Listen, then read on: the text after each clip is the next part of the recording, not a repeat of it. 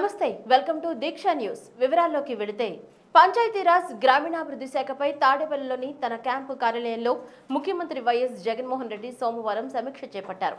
ఈ సందర్భంగా ఆయన మాట్లాడుతూ గ్రామాల్లో సమగ్ర సర్వేపై దృష్టి పెట్టాలని ఆదేశించారు।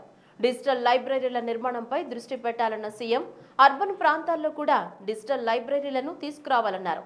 చేయూత కింద స్వయం ఉపాధి పెద్ద ఎత్తున ప్రోత్సహించాలన్న సీఎం లబ్ధిదారులు తొలి విడత డబ్బు అందుకున్నప్పుడే స్వయం ఉపాధి కార్యక్రమానికి అనుసంధానం చేస్తే ఆ మహిళకు పూర్తి స్థాయిలో మేలు జరుగుతుందని పేర్కొన్నారు।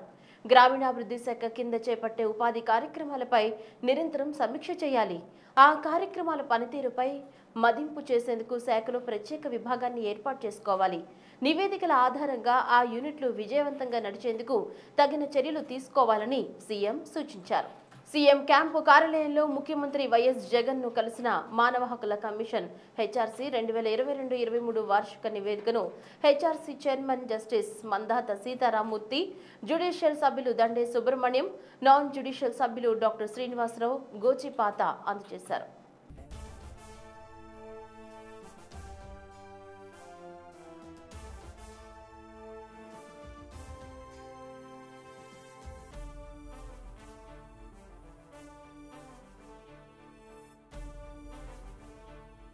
హైదరాబాద్ నుంచి ప్రత్యేక విమానంలో గన్నవరం అంతర్జాతీయ విమానాశ్రయానికి జనసేన పార్టీ అధినేత పవన్ చేరుకున్నారు। విమానాశ్రయంలో పవన్ కు పార్టీ నాయకులు కార్యకర్తలు ఘన స్వాగతం పలికారు।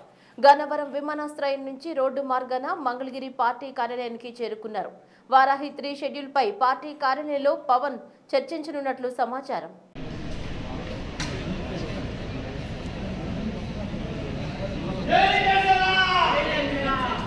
पकड़ा पकड़ा बाबू विनोद भाई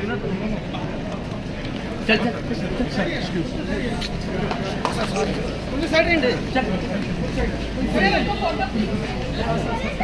వాలంటీర్ల ద్వారా జరిగిన వ్యక్తిగత సమాచార చౌర్యం వల్లే రాష్ట్రంలో ఆడబిడ్డలకు రక్షణ కరువైందని టీడీపీ పొలిట్ బ్యూరో సభ్యులు బోండా ఉమామహేశ్వరరావు అన్నారు। విజయవాడలో ఆయన మీడియాతో మాట్లాడుతూ ప్రశాంత్ కిషోర్ వ్యూహంతో అమలు చేస్తున్న ఈ విధానం వల్ల ప్రజల ఆస్తులు, ధన, మానవ ప్రాణాలకు రక్షణ లేదన్నారు। 5.5 కోట్ల మందికి చెందిన డేటా దుర్వినియోగం వల్ల వైకాపా బ్యాచ్ ఇప్పటికే 50,000 కోట్ల పేదల భూములు కాజేసిందని తెలిపారు। రాష్ట్రంలో ప్రజల గోప్యతకు ఎక్కడా రక్షణ లేదు। వాలంటీర్ల ద్వారా పథకాల పేరుతో వ్యక్తిగత సమాచారం సేకరించి ప్రజల జీవితాలతో ఆడుకుంటున్నారు। జగన్మోహన్ రెడ్డి అక్రమాలు ప్రశ్నిస్తే రాజకీయ కక్ష సాధింపు చర్యలకు పాల్పడుతున్నారని ఆయన విమర్శించారు। రాష్ట్రంలో ఎక్కడా కూడా ప్రజల గోప్యతకి రక్షణ లేదు అంటే వ్యక్తిగత సమాచారం డేటా మొత్తాన్ని కూడా వాలంటీర్ల ద్వారా ఎవరింట్లో ఎంతమంది ఉన్నారు, వాళ్ళకున్న ఆస్తులేంటి, వాళ్ళ ఇంట్లో ఏ విషయాలు, వ్యక్తిగతంలో భార్యాభర్తల మధ్య గొడవల సమాచారం కూడా, పిల్లలు ఎంతమంది, వాళ్ళు ఏం చేస్తున్నారు, ఇలాంటి డేటానంతా కూడా పథకాల పేరుతో సేకరించి ఈరోజు రాష్ట్రంలో 5.5 కోట్ల మంది డేటాని జగన్మోహన్ రెడ్డి పక్క రాష్ట్రం తెలంగాణలో ఫీల్డ్ ఆపరేషన్ ఏజెన్సీ FOA అలాగే రామ్ ఇన్ఫా దీనికి ఇన్ఛార్జి కసిరెడ్డి రాజశేఖర్ రెడ్డి ఆంధ్రప్రదేశ్ ప్రజల డేటా మొత్తాన్ని పక్క రాష్ట్రం తెలంగాణలో ప్రైవేటు వ్యక్తుల చేతుల్లో పెట్టే హక్కు నీకు ఎవడిచ్చాడు జగన్మోహన్ రెడ్డి? దీనికి వైసీపీ సమాధానం చెప్పాలా, ముఖ్యమంత్రి సమాధానం చెప్పాలా? బీసీల అభ్యున్నతిని, అభివృద్ధిని గాలి కుదిలేసిన జగన్ రెడ్డి ఇప్పుడు వారి ఆత్మాభిమానాన్ని కూడా దెబ్బతీసేలా వ్యవహరిస్తున్నాడని టీడీపీ పొలిట్ బ్యూరో సభ్యులు, సాధికార సమితి అధ్యక్షులు కొల్లు రవీంద్ర పేర్కొన్నారు।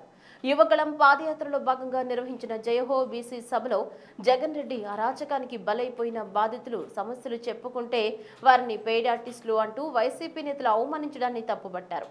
జగన్ రెడ్డి తక్షణమే బీసీలకు క్షమాపణ చెప్పాలని డిమాండ్ చేస్తూ విజయవాడలోని ఎన్టీఆర్ సర్కిల్లో నిరసన చేపట్టారు। లోకేష్ గారు చేస్తున్నటువంటి యువగణం పాదయాత్ర సందర్భంలో జేహో బీసీ అనే కార్యక్రమాన్ని మొన్న ఒంగోలులో నిర్వహించారు। దానికి పెద్ద ఎత్తున రాష్ట్ర నలుమూలల నుంచి కూడా బలహీన వర్గాల బాధితులందరూ కూడా ఈ ప్రభుత్వం వల్ల ఈ రాష్ట్రంలో జగన్మోహన్ రెడ్డి పాలనలో బాధితులుగా ఉన్నటువంటి బలహీన వర్గాలు చాలా మంది వచ్చి వాళ్ళ బాధలు చెప్పుకోవడం జరిగింది। ప్రధానంగా అక్కడ గత ఈ 4 సంవత్సరాలుగా ఈ రాష్ట్రంలో జరుగుతున్నటువంటి అన్యాయాలపైన ఈరోజు దాదాపు 60 మందిని అతి కిరాతకంగా దారుణంగా హత్య చేశాడు జగన్మోహన్ రెడ్డి. దాదాపు 26,000 మంది పైన అక్రమ కేసులు పెట్టి దాడులు చేసి ఆస్తులు ధ్వంసం చేసి కేసులు లేకుండా చేసినటువంటి ఘనత ఈ ముఖ్యమంత్రి జగన్మోహన్ రెడ్డి గారు. అలాగే రీసెంట్గా జరిగినటువంటి కొన్ని సంఘటనల్లో మరి రేపల్లికి చెందినటువంటి అమర్నాథ్ గౌడ్ కుటుంబానికి సంబంధించినటువంటి వాళ్ళ అక్క వచ్చి వాళ్ళ తల్లి కూడా వచ్చి లోకేష్ గారి సమక్షంలో ఏ రకంగా వాళ్ళ తమ్ముడిని చంపేశారు, నన్ను ఏడిపిస్తున్నారని చెప్పి అడిగినందుకు నా తమ్ముడిని 2 చేతులు 2 కాళ్ళు కట్టి తను చదువుకున్నటువంటి పుస్తకాల్లో పేపర్లు తన నోట్లోనే కుక్కి పెట్రోల్ పోసి తగలబెట్టారని చెప్పి ఆ చెల్లి చెప్పింది. బాలల అక్రమ రవాణాలో దేశం 3వ స్థానంలో ఉందని బీజేపీ నాయకులు విష్ణువర్ధన్ రెడ్డి అన్నారు. విజయవాడలో మీడియా ప్రతినిధుల సమావేశంలో మాట్లాడుతూ వైసీపీ ప్రభుత్వం రాష్ట్రాన్ని అంధకారంలోకి నెట్టేసిందని అన్నారు. కేంద్రం జల్ జీవన్ మిషన్ నిధులిస్తే అమలు చేయలేని పరిస్థితిలో ఉందన్నారు. జాతీయ విద్యా విధానంలో రాష్ట్రంలో మాతృభాషను నిర్వీర్యం చేశారన్నారు. రాష్ట్ర మంత్రులు వ్యక్తిగత విమర్శలు మానుకోవాలన్నారు. రాష్ట్రాభివృద్ధిపై ఎక్కడైనా చర్చకు బీజేపీ సిద్ధంగా ఉందన్నారు. రాష్ట్రం నుంచి పరిశ్రమలు ఇతర రాష్ట్రాలకు తరలి వెళుతుంటే రాష్ట్ర మంత్రులు ఏం చేస్తున్నారని ధ్వజమెత్తారు.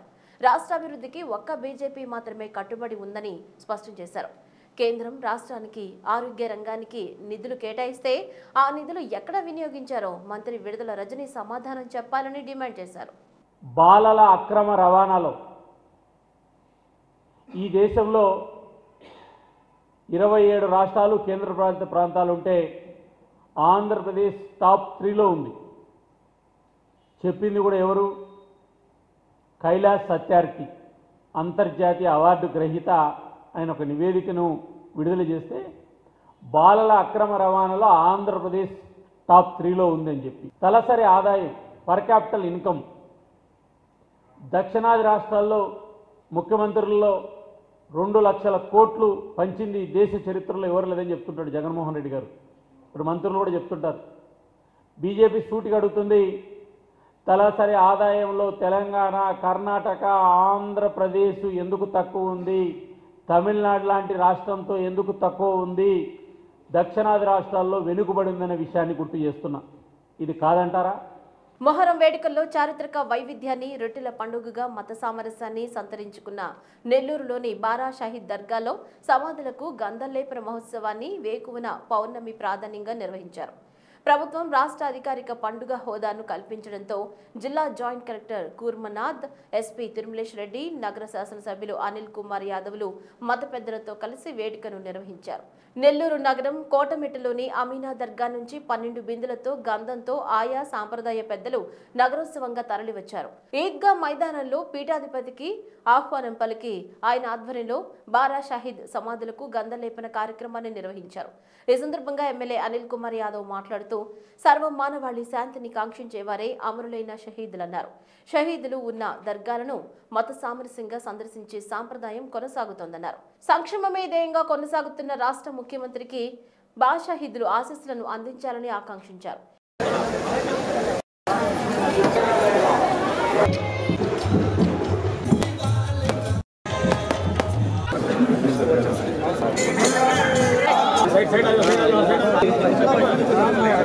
ఈ బారా షహీద్ దర్గా యొక్క గంధ మహోత్సవం మొహరం నెలలో 11వ రోజు వస్తుంది. అంటే మొహరం జియారత్ రోజు వస్తుంది. ఆ బారా షహీద్లు ఎవరైతే షహీద్లు ఉన్నారో ఖురాన్ ప్రకారం షహీద్లను చనిపోయిన వ్యక్తులని చెప్పడానికి ఖురాన్ అంగీకరించదు. వాళ్ళు ప్రళయం దాకా సజీవంగా ఉంటారు.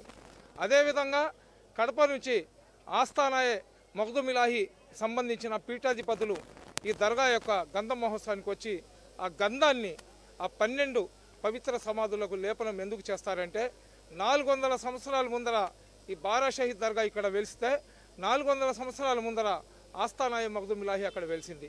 యదుల్లా మాలిక్ ఎవరైతే అక్కడ సజీవ సమాధి అయినారో అతను కూడా ఇస్లాం ప్రకారం ఒక షహీదే. ఈ షహీద్ల యొక్క గంధ మహోత్సవాన్ని ఆ గంధాన్ని లేపనం చేయాలంటే హుసేనీ ఖాందాన్ ఉండాలా, సయ్యద్ సాదాత్ ఉండాలా, అది కూడా పీఠాధిపతులు ఉండాలా. ఈ క్వాలిటీలు ఉన్న ఏకైక ఆస్థానం మన భారతదేశంలో కడపలో ఉన్న పెద్ద దర్గా ఆస్థాన మగ్దుమిలాహి కాబట్టి అక్కడి పీఠాధిపతులైన సయ్యద్ ఆరిఫుల్లా హుసేని గారు వచ్చి ఈ గంధ మహోత్సవానికి గంధ లేపనం చిత్తూరు జిల్లా కలెక్టర్ కార్యాలయంలో ప్రతి సోమవారం జరిగే స్పందన కార్యక్రమంలో వినతి పత్రాలు సమర్పణకు వచ్చే అర్జీదారులకు JP wellness foundation, Swami Vivekananda foundation సంయుక్త ఆధ్వర్యంలో అన్నదాన కార్యక్రమాన్ని జాయింట్ కలెక్టర్ పులి శ్రీనివాసులు సోమవారం ప్రారంభించారు.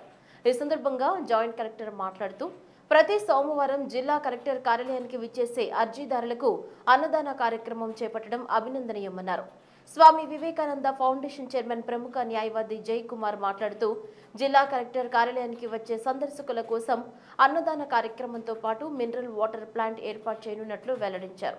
ఈ కార్యక్రమంలో జిల్లా రెవెన్యూ అధికారి రాజశేఖర్, జిల్లా పరిషత్ సీఈఓ ప్రభాకర్ రెడ్డి, జిల్లా మైనార్టీ సంక్షేమ శాఖ అధికారి Chinnareddy, JP wellness foundation chairman తదితరులు పాల్గొన్నారు. ముఖ్యంగా JP wellness foundation plus Vivekananda social service organisation foundation వారు సంయుక్తంగా ఈరోజు మరి మనకి ఎవ్రీ మండే గ్రీవెన్సెస్ ఏదైతే జరుగుతుందో దానికి వచ్చేటటువంటి అర్జీదారులకి దగ్గర 350 మంది ప్రతి వారం వస్తూ ఉంటారు. వాళ్ళందరికీ కూడా మధ్యాహ్నం 2-2:30 అవుతుంది కంప్లీట్ అయ్యేటప్పుడు. సో వాళ్ళు సుదూర ప్రాంతాల నుంచి వస్తారు కాబట్టి మరి మనం గవర్నమెంట్ పరంగా మేము డ్రింకింగ్ వాటర్ అన్నీ అరేంజ్ చేస్తున్నాము. అయినప్పటికీ కూడా వాళ్ళు సుదూర ప్రాంతాల నుంచి వస్తూ ఉంటారు. వాళ్ళకి ఈరోజు మరి ఈ వారం నుంచి ప్రతి సోమవారం కూడా వీళ్ళందరూ కూడా భోజనాలు ఏర్పాటు చేస్తామని చెప్పేసి వీరు కూడా ముందుకు రావడం జరిగింది. సో ఫస్ట్ ఆఫ్ ఆల్ వాళ్ళందరినీ కూడా అభినందిస్తున్నాము. ఎందుకంటే ఒక మంచి కార్యక్రమం ఎవరు చేసినా కూడా దానికి అభినందనలు తెలియజేయాల్సినటువంటి బాధ్యత ఉంటుంది. మానవ అక్రమ రవాణాను అరికట్టడానికి అందరూ సమిష్టిగా కృషి చేయాలని ఎన్టీఆర్ జిల్లా కలెక్టర్ ఢిల్లీరావు పిలుపునిచ్చారు. విజయవాడలో కలెక్టర్ కార్యాలయంలో పోస్టర్ను కలెక్టర్ విడుదల చేశారు.